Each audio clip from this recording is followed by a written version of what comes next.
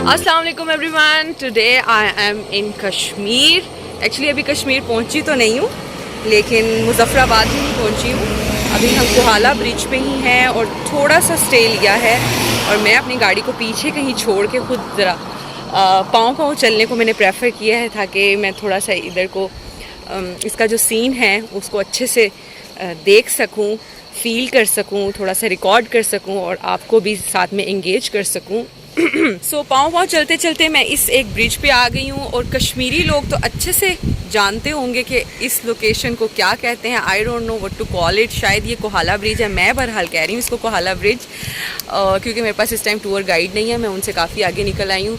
ये पीछे रिवर है और मेरे आजू बाजू में 2-4 लड़कियाँ हैं। ओके। और मेरे बिल्कुल लेफ़्ट साइड पे एक दीवार है जहाँ पे लिखा हुआ है Mian homeo clinic skin care centre. So homeopaths are welcomed here.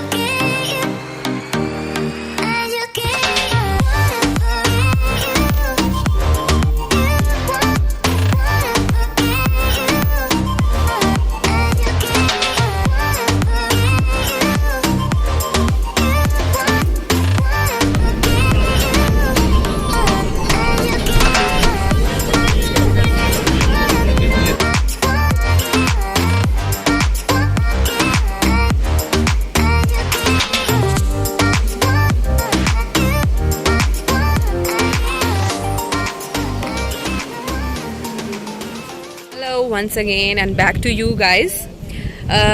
चलते चलते ये कारवां अब पहुंच चुका है नीलम वैली में। और नीलम वैली में मैंने लाहौर से निकलते वक्त अपने साथ अच्छे खासे गर्म कपड़े रखे, क्योंकि आई वॉज इन्फॉर्म्ड कि वहाँ पे अच्छी खासी सर्दी होगी, मतलब सर्दी होगी तो सब गर्म कपड़े रखें। लेकिन यहाँ पे आके I can not tell you guys कि कितनी ज़्यादा धूप है कि मैं लाहौर के मौसम को मिस कर रही हूँ दोबारा से। यहाँ पे अच्छे खासे जी पसीने निकल रहे हैं। अब मैं एक्सपेक्ट कर रही हूँ कि यहाँ से थोड़ा सा आगे जाएंगे, चूँकि मैं अभी LOC लाइन पे हूँ, लाइक जो लाइन ऑफ कंट्रोल है जिसके उस परे इंडिया के मुसलमान हैं और इस तरफ पाकिस्तान के मुस्लिम्स हैं।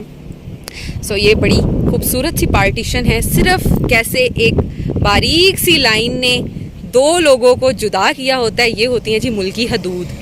तो अगर तो मुल्क के बारे में देखा जाए तो इसको मेंटेन रखना भी बहुत ज़रूरी है, वरना जो मुसलमान हैं वो तो हर जगह पे एक जैसे ही हैं। तो हम उनके लिए एक सा ही जज्बा हमदर्दी रखते हैं।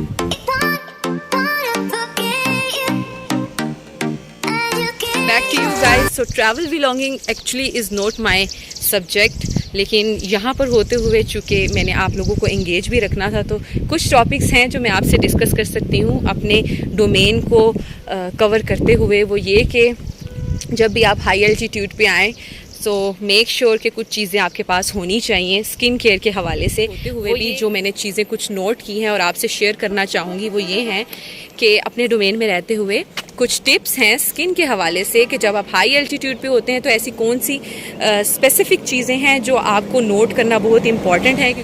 क्योंकि होगा क्या कि ज़िंदगी के किसी न किसी हिस्से में आपको भी इधर हिल स्टेशन पे आने का मौका मिलेगा। तो अगर आप ये मेरी वीडियो देख रहे हैं तो आप इस चीज़ को ख़ास कंसीडर कीजिएगा कि स्किन केयर के हवाले से जब आपने हाई एल्टीट्यूड पे आना हो तो कुछ चीज़ें हैं जो आपने ज़रूरी नोट करनी है। वो ये कि यू कैन सी कि बेशक कश्मीर है, नीलम वैली है और सुनने में यही आता है कि बड़ा ठंडा है, तो अभी तक तो मुझे कहीं पे भी ठंड नहीं मिल रही।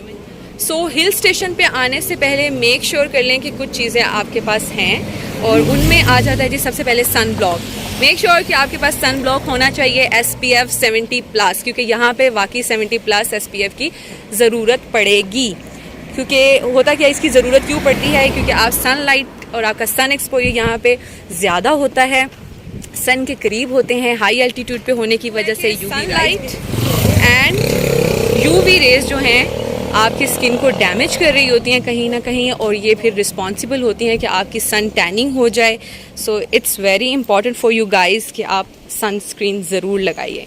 सेकंड ये कि अभी कहने में तो यही आया कि थोड़ा सा ये वाला जो पार्ट है वो थोड़ा गर्म है, आगे नीलम वैली में जाएंगे तो टेम्परेचर थोड़ा सा बदल जाएगा, तो वहाँ पे शाम भी जब ढल जाएगी तो टेम्परेचर कम हो जाएगा, तो हमारे जो गर्म कपड़े लाए हुए हैं वो भी किसी ना किसी काम में आ जाएंगे। तो तब क्या होगा कि टेम्परेचर कम होने की वजह से आपकी स्किन जो है थोड़े से टाइम में बहुत ज़्यादा टेम्परेचर के उतार चढ़ाव को बर्दाश्त कर रही होती है और उसके ख़राब होने के चांसेस ज़्यादा होते हैं। So this is the reason कि जब भी आप नॉर्दर्न एरियाज़ में आते हैं तो आपकी स्किन डैमेज क्यों होती है। ये बहुत से लोग सन टैनिंग का या स्किन के रफ़ होने का या स्किन के ड्राई होने की कंप्लेन कर रहे होते हैं। तो अगर वो चंद एक टिप्स को नोट कर लें, जिसमें ये है कि आपने सन ब्लॉक रखना है अपने साथ, मॉइस्चराइज़र रखिए अच्छे वाला, थोड़ी थिक कोटिंग में। जब आपको लगे कि आप किसी ऐसे एरिया में मूव कर रहे हैं जहाँ पे टेम्परेचर लो हो जाएगा तो आपकी स्किन ड्राई हो जाएगी, तो उस सूरत में आपने मॉइस्चराइज़र अप्लाई करना है। अब मैं कहीं पे बैठ गई हूँ काफ़ी, क्योंकि गाड़ी मेरी पीछे रह गई और मैं बातें करते करते बहुत आगे आ गई हूँ और मैंने सोचा है कि वो कहीं मुझे अलग जगह पे ढूंढते ना फिरें, मैं यहाँ पे बैठ के थोड़ा उनका इंतज़ार कर लेती हूँ, क्योंकि एक ही रोड है, उन्होंने यहीं से गुजरना है, वो मुझे पिक कर लेंगे। सो यहाँ पे मैं आपसे ये व्यू जो है वो शेयर करूँगी।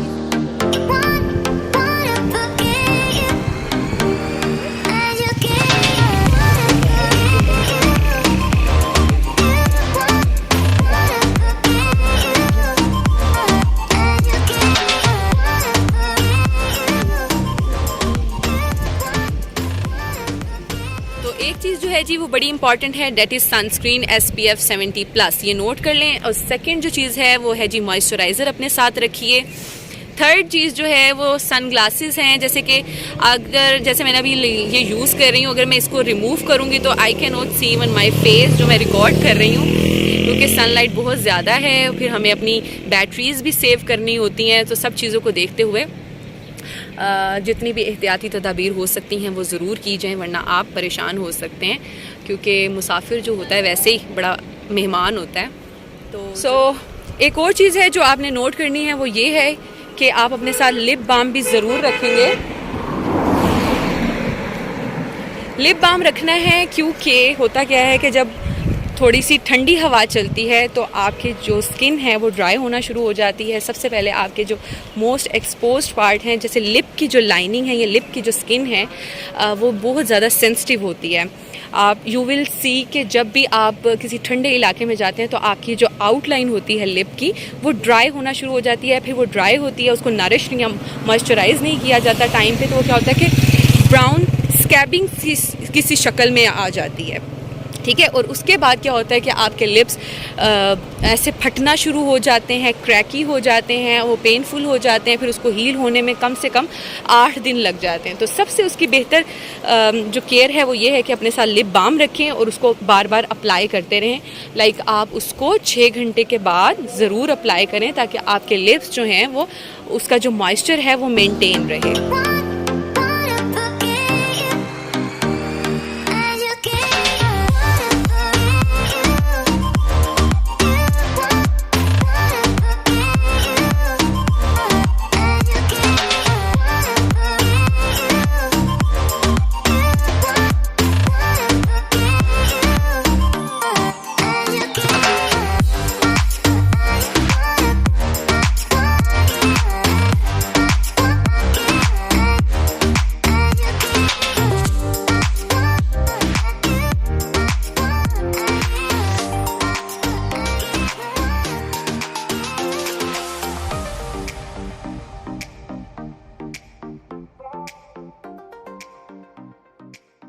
So here I am at Kuttan shahi waterfall.